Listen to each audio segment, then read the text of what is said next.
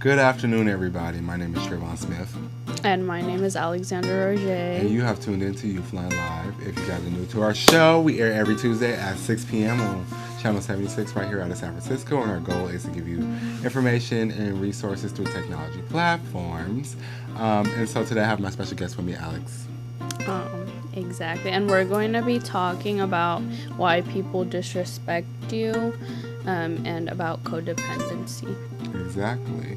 So, in a lot of situations, especially that's been going around me lately, has been traumatic and very interesting to say the least as far as our interpersonal relationships, besides my personal experience. A lot of people that I've been running into lately have been facing the topic of disrespect. What is disrespect? And treating you in a way that you wish not to be treated. You wish not to be treated. Exactly. It may be situations like lost friendships, broken relationships. Maybe you offended somebody or so much more. It might not even be somebody close to you. And there's many different reasons of why it can happen in your life. One of the biggest reasons that me and Alex was talking about is codependency. But I feel like most of the time, like, people that you don't know can disrespect you, but most of the time it's the people that are closest to you that disrespect you because they know, like, how to hit where it hurts, and they know that you'll forgive them. So that's my opinion about it. But it can pertain to, like, friendships, like personal, like romantic relationships, like your parents, or even people you just run into on the streets. Exactly. To define codependency is a learned pattern of relating that leads to broken relationships and pain. You don't know where you begin and other people end most of the time. You violate your own boundaries and the boundaries of others by trying to control their perception and treatment of you. The list, we're going to have a list to describe it. You want to share experience or your take on codependency a little bit more in depth? I think I do, like, what is the term for when you actually do codependency? I mean, you're codependent, so you're reliable. Yeah, I mean, honestly, I am, like, I do it sometimes, and I feel like we all do it to some, but there is, like, a breaking point where you have to realize that you can't depend on somebody else for your happiness all the time. And that's what my opinion is. Right, and my opinion on codependency is it's hard to rely on someone else, especially if it's not very neutral in most cases, because me as a person, I'm very independent. Even in a lot of my relationships, I like my space and I like to schedule things if that's weird, because I am a busy person and I have stuff to do, but not to say that I wouldn't want to spend time with anybody or I can't. I just am very independent. I don't rely on anyone else. And I feel like it's dangerous because a lot of the times people are really cold and emotionally unavailable to support you. They might be going through their own hardships, and it kind of makes you really vulnerable, and it makes you an easy prey for people to backstab you, in my opinion. And recovering from it is difficult, but I think that the main thing is you have to realize that you're expressing the behavior in order to be able to correct it. You have to identify your strengths and weaknesses, and maybe talk to people that have gone through the same thing. That could help sharing and not keeping emotions bottled up, because it can be very difficult to even realize that you're doing these behaviors. I mean, people can be in denial about it a lot of the times, and they never get the help they need or fix the problem. Exactly. The reason why codependency is a big problem is it gives too much of a person who is willing to be codependent leeway, or it gives them too much leeway to get hurt. And most likely people who do that are very narcissistic and very exploitive, meaning that they're all about themselves, self-centered, maybe, or maybe they're just ready to exploit you or expose you. And that ego that a lot of people have, like, a really, like, that ego where they know that they kind of have, like, your feelings in their hands, and like just by a sudden movement they could just crush you. Exactly. And once you come to a realization of that, recovering from codependency is very hard. Makes sense? Definitely. It requires extensive examination and reclamation of your personal worth and value. You know, so you gotta up your own personal emotional stock. And if you want to recover for your sense of self and operate in a way that that gets respect into your life, you must learn how to respect yourself. And that's the biggest thing, to love yourself. And it is very difficult, especially because most of the time it's a learned behavior. Like it's something that we learn from our parents or people we look up to, and learned behaviors from childhood can be very hard to kind of break apart from. And exactly. It could be very hard to come by. And so there's different, we have a list of different things that you probably practice that you don't realize that you practice in your life, or that you have naturally. This is an eye-opener. Yes, we went over this script like a few days ago, and we discussed a lot of these topics. I discussed the first 5 with Alex, and so we're going to have a conversation and let you know our personal experiences, if we have any or not, or if we know somebody has these experiences. Exactly. And also, I just wanted to add, if you guys have any questions to access, you can access at YouthLineMedia.org, and it's on. It should be on your screen, but it's not on your screen. YouthLineMedia.org. Yeah. Okay. First thing of why people probably disrespect you in your interpersonal relationships or relationships in general is that you as a person might feel uncomfortable when another person violates your boundaries. A lot of people in these situations are loyal, and it's designated to the conditioning of your childhood, like you said earlier, right? Instead of advocating for yourself in close present day relationships, you advocate for the other person, like, oh, it's okay, like he hurt me, it's okay, she hurt me. Yeah. But, and I think like everyone tends to do that, especially people that are more like that care more. They tend to do that. They tend to kind of make excuses for the other person's mistakes, right. And they kind of they make excuses for the other person and see it as okay that they're hurting them. Exactly. And I can understand in situations like if someone has been through a lot in their lives and stuff like that, and they probably are not aware that they're treating you of this sort. And this is why it's important to educate a person to do that, about your boundaries and what you will and what you not allow. The second thing on our list is basically the phrase, I don't realize when I'm being stubbornly and sometimes blatantly disrespected. And again, due to childhood conditioning, a lot of people don't notice when they're being disrespected. It becomes normal to be disrespected sometimes. Yeah. And disrespect is a different definition for each person, right?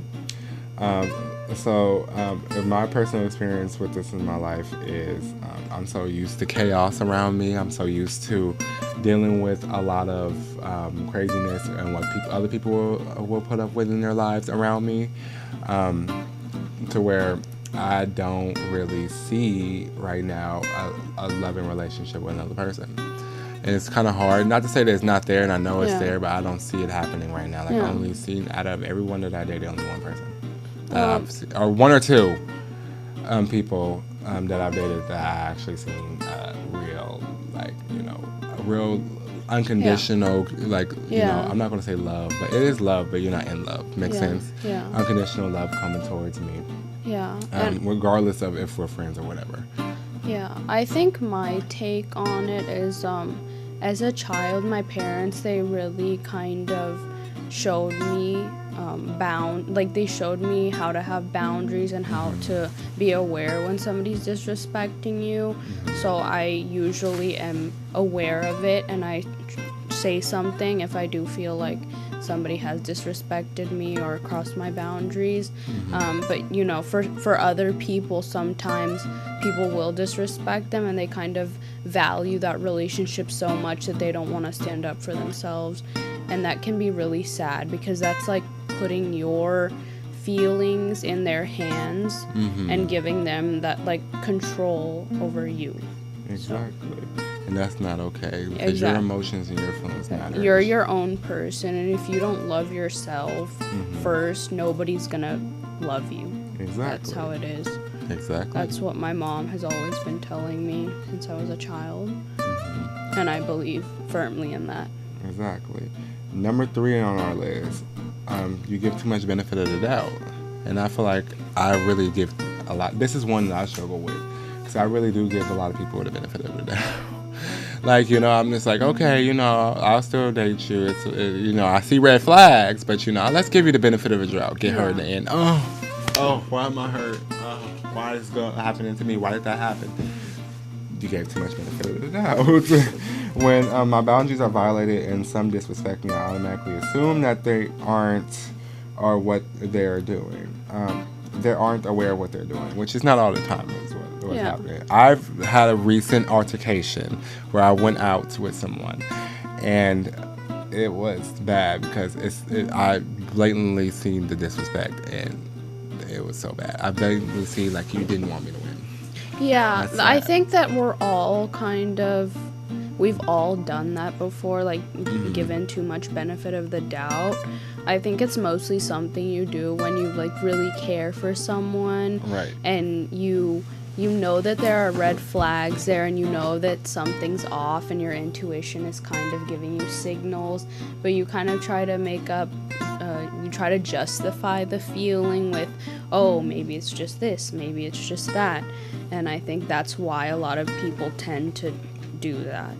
And that's true. Again, come to realize that even if that person wasn't aware, like I said, you should bring it to their attention and educate them. And if they're not very receptive to it, or if they don't seem like they want to give you open space to talk about it, then it's probably either intentional or they probably don't care.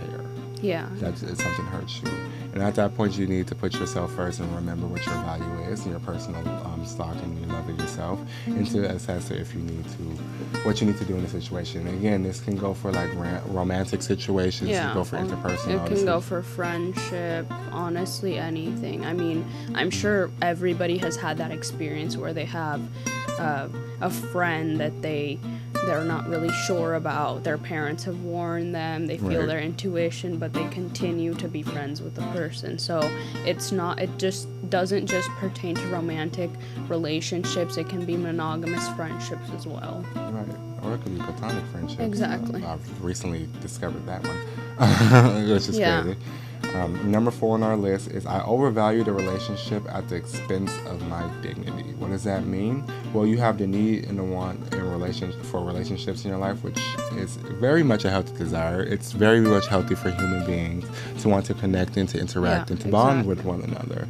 But when it becomes unhealthy is when you don't have the need to not want to be alone. Yeah. And at that point, you don't really have love for yourself. You don't really enjoy yourself by yourself. Make sense? Yeah. Therefore, you place more value on keeping a connection with somebody that's very unhealthy than to protect your feelings and to protect your boundaries. You prefer to be trampled and bulldozed or abused or controlled or whatever the situation is than everything else. And it could stem from your childhood as well. And I think with this one, it's mostly people that, like Trayvon said, don't want to be alone, and they've kind of been conditioned through their childhood to believe that they're not really worthy of that love and respect, and when they find somebody that gives them what they believe is closest to that, they just cling on to it, and they're scared that if they let go, they won't find another person to provide that for them, and that can be really sad in my opinion, because a lot of people are stuck in these controlling and toxic relationships because of that. And I feel like one of the things that people need to do is identify their own toxic behaviors, so they can be able to stop that, because that is actually like very toxic. You can't keep somebody that doesn't want to be kept. Exactly, and just for the sake of your own emotional or physical well-being. Exactly. I mean, you need to come to the realization that there's always people out there. Exactly. And you can't break yourself over something like that. And I mean, it's a hard realization to make, but at some point most people in their lives will have to do it. So exactly. Always remember that you are your own best friend before anybody else. As my mother would say, trigger warning, bunk beds do not have caskets, okay? Meaning that you were born into this world by yourself in a sense, and you will pass away by yourself in a sense. Exactly. Makes sense? yes. Number 5 on our list is I try to prove myself worthy when disrespected rather than asserting a boundary. And me and Alex was just talking about this one. You want to explain? Yeah, I mean, I feel like I sometimes do this. I mean, I feel like everyone can, in a sense, say they have done this before. Right. Sometimes you don't want to, when you love someone, it could be a friend or a romantic relationship. When you love someone, you don't want to hurt them usually, if you're a kind and loving person as myself. So instead of kind of standing up to them and, addressing the issue, you kind of, the easiest way I could put it is like sneak diss. Like you try to prove yourself worthy to them. Like an example could be like, you do something to your significant other and then they say, oh, how could you do this to me? Like I'm the best you could ever have, or something like that. Or look at everything I've given you. Look at all these things that I bought for you, and they try to kind of prove themselves, and that doesn't really fix the issue. Exactly. Instead, you have to communicate like an adult and tell the person, I don't appreciate this that you're doing to me. I think it's disrespectful and I'm not comfortable with it. So that's my take on that. Speaking of that, when we get this tape later, I'm going to give it to somebody that needs to hear this. Anyway, so they can hear it from somebody. Who's that somebody? We'll talk after the show. My take on this is I don't really believe that, in a sense, it could be like, okay, like what you have could make somebody jealous, right? Okay, that's cool, that's great, that's dandy, right? Fine. But when it comes to actually letting the person know that that you've been disrespected, slighted, or whatever the case may be, I think that it's better to actually tell the person, and this is what I recently learned, to actually communicate when there's any discomfort, grievance, or any confusion in your relationships in life, no matter what it is. And if it becomes hard, what I found is that you communicate the situation and not your place. Make sense? Yes. Your place may have something to do with it in the other person's life, but at the same time, you should think of why you felt that way and try to find the courage to communicate that. What we call stunning, sneak dissing, or whatever on the person, and try to level up or one-up someone. Basically, just trying to prove superiority over someone. That's not going to work. That's just going to make the person more upset usually. Like, I've been in the situation where I felt like people have tried to, like, stunt on me in the past, and that just makes me more agitated. Like, it doesn't fix the problem. And instead of that, it'll just become like a mountain of you trying to, top them, and then them trying to do it back to you, and it'll just go back and forth. Yeah. And it's just like a competitive, non-ending loop of sadness and discomfort. So you want to stay away from that.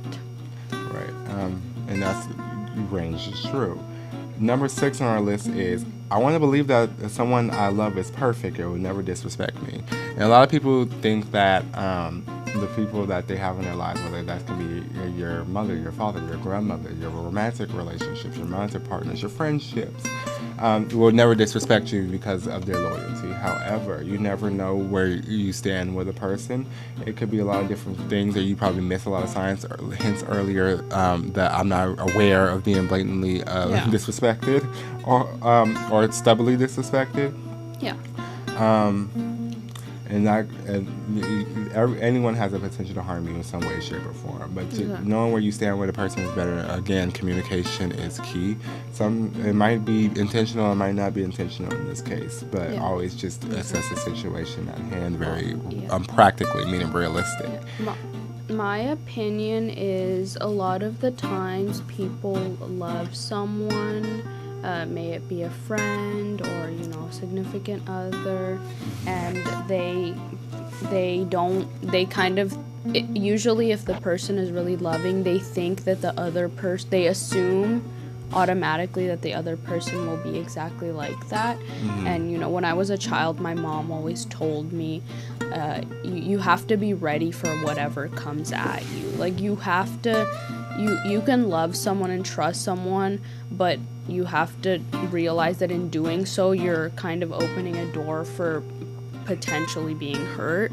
And that's just how life is. I mean, you can't really dodge that, because that's just how people are.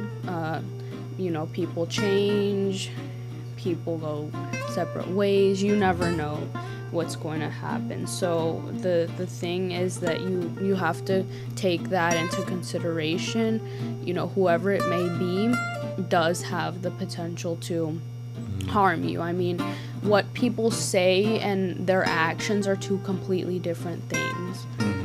So that is very important to know and be aware of, and a lot of people are in denial about it. Exactly. And like Alex said earlier, make sure that you're aware of what you contribute to the situation, whether it's toxic or not. Just if it helps, write it down or anything, like, what did I do good for this person, and what if I felt like I've done bad? And you can actually make that activity for a person. Because a lot of the time you think that you're perfect, right? And you know, and you don't realize that you're, you know, sometimes you can be over controlling over a person, and that makes them feel like you don't trust them, and it can cause a lot of conflict in a relationship. So you want to realize and identify that you as well have contributed, you know, some type of behaviors that aren't necessarily healthy to the relationship. But that is it for today's show. So sorry to cut you off. We wish we can get through the list, but we can't, you guys. We're running out of time. I'm Trayvon. This is Alex, and you have tuned in to YouthLINE Live. See you next week. Tune in next week.